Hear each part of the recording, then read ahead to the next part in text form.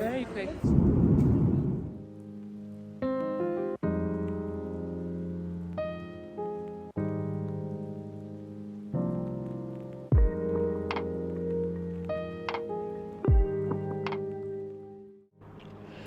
Hello again, my favorite adventurer, and welcome to episode 2 of my South Africa series. If you haven't subscribed to our channel, please subscribe and hit the notification bell so you don't miss any new videos we post. If you also have not watched our episode 1, I'll link it above so you can check it out. Now, onto today's video. We've officially landed in Johannesburg and I'm excited to share this vibrant city with you. First impressions?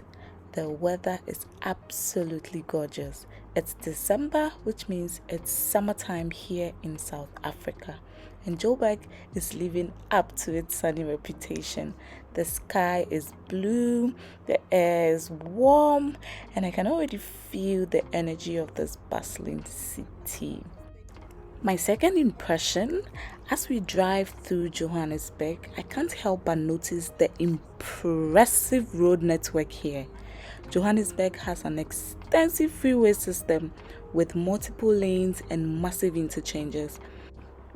The network makes it relatively easy to get around the city and connect to other parts of the country. However, traffic can be very heavy during peak hours, so it's something to keep in mind when planning your outings. Due to the expansive road network, navigating the city streets can be a bit of a challenge, especially if you're driving. It's helpful to have a GPS or a good map app. We used Google Maps, whichever one suits you best. Our first stop is Rosebank, one of the safer and more affluent neighborhoods in Johannesburg. Rosebank is known for its trendy shops, restaurants, art galleries, and beautiful parks. It's also a popular spot for expats and young professionals. We're heading to the Zone at Rosebank, a vibrant shopping and entertainment complex, to meet up with a very special friend of mine. You see, I haven't seen this friend in 7 years. Yes, we used to live in Moscow together. Now she's living here in South Africa. I'm so excited to catch up and hear all about her life here. Soon we found parking at the Zone and then we set out to look for my friend. But before we meet up with her, let me introduce you to an amazing friend we have in South Africa, Masasebe, who kindly picked us from the airport and offered to show us around Joburg. Masasebe, say hi. She's an amazing MC who flew from South Africa to Ghana a few months ago to MC the Ascenti Summit. She's amazing. If you want to hire her, just look her up on social media or contact me. I'll link you up. Sharp. That's one phrase South Africans like using a lot. Sharp. I don't know why, but it's very, very intriguing. And I met my friend. It was so emotional. Oh, it was like we were young again. So priceless.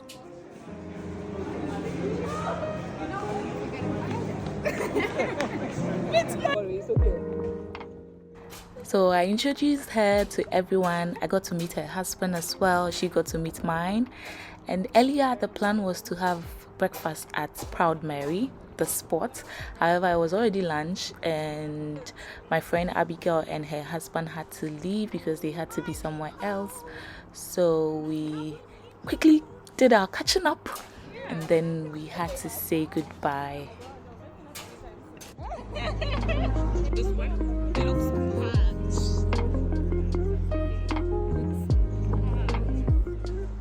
Now let me show you our Moscow versus Johannesburg before and after. And remind you, if you haven't subscribed, please do so at this moment so you don't forget. Now, time flies. I'm sorry, we're going to spend a lot of time. I'm sorry. We'll plan for another time. Definitely. Yes! Oh, wait, it's a video? Yeah.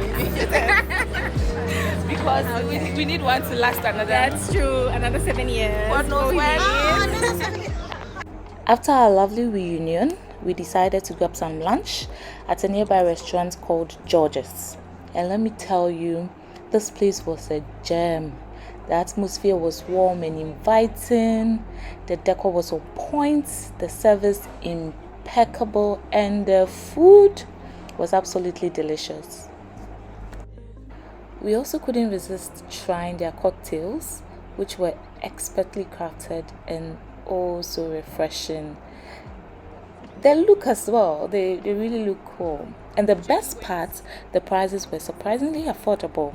So if you're looking for a delightful dining experience in Rosebank, George's is definitely worth a visit. Just look at the ceiling. Look at that. I just couldn't stop staring at the ceiling. It was so unique, and honestly, it was the first time I was seeing something like that. South African cuisine is influenced by a mix of cultures, so there's a lot of variety. There's something for everyone, and they eat a lot of meat. So the main meal is actually meat, and you pick a side.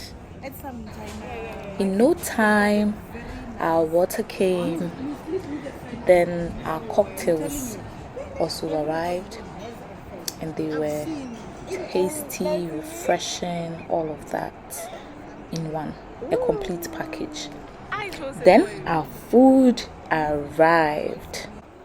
The food looked really good and tasted just as good. Now, something I noticed in South Africa is that their food isn't as spicy as what we are used to in maybe Ghana, or let me even say West Africa. Their very hot is our mild. So if you like your food fiery, be sure to bring your own chili pepper oil or powder, or you can also order chili pepper. This is just chili in oil. Some restaurants will give you that, and when you add it to the food, it's a bomb. It's just delicious. I also went along with Akabanga pepper oil. It's hot, it's flavorful, and thanks to Auntie Joyce from Abuja for getting it to me. It came in handy multiple times. So you can always carry along your own pepper oil to spice up your meals. After lunch, we took the longer routes back to the car park just so we could see a bit of the zone at Rosebank. It's such a cool place. It's a great mix of shops, restaurants, and entertainment venues, and the atmosphere is really lively. It's also extremely safe. So if you're ever in Joburg, I definitely recommend checking it out. It's very easy to get to the place. You could use taxis, the train, the city's rapid transit system, or you can use Uber, which works very perfectly.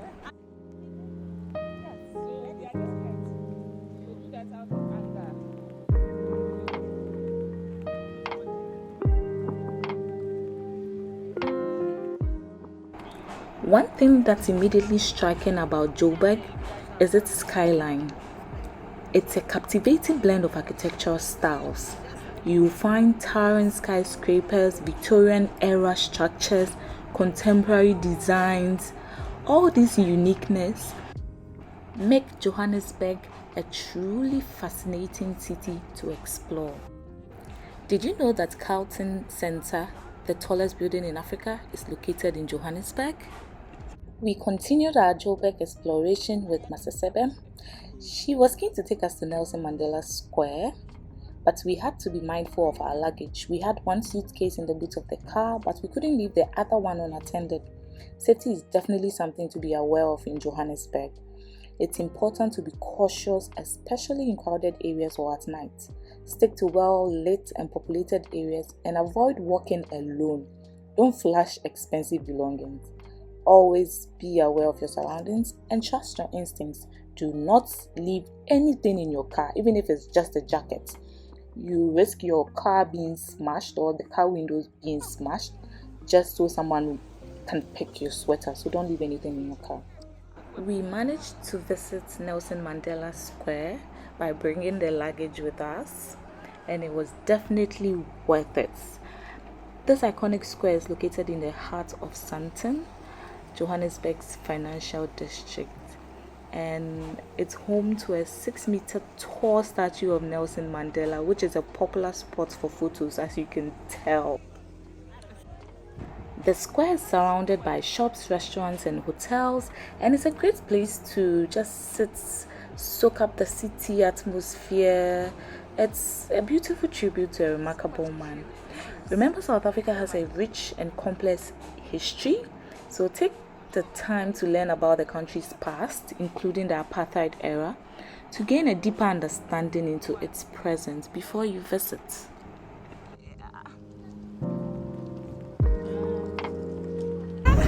That is Mall of Africa.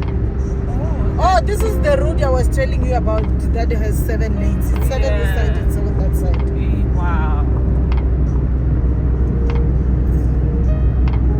It's big.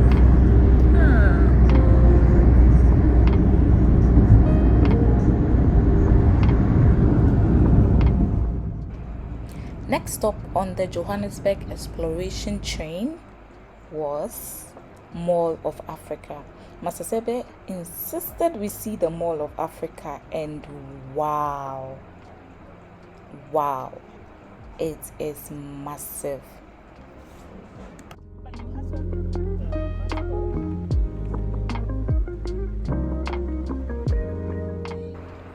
We found a spot in the huge car park and we entered the mall.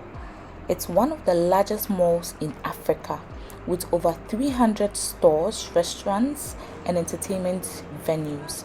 You could easily spend a whole day here and still not see everything. Unfortunately, we couldn't explore it for that long because of our luggage, and also we had to leave Joburg, but we did get a sense of its size and variety. If you're a shopaholic, this is definitely the place for you. So we came outside to take a few pictures, and then we headed back inside.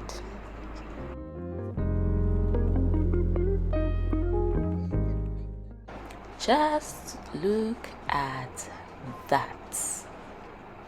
It's so grand and pleasing to look at.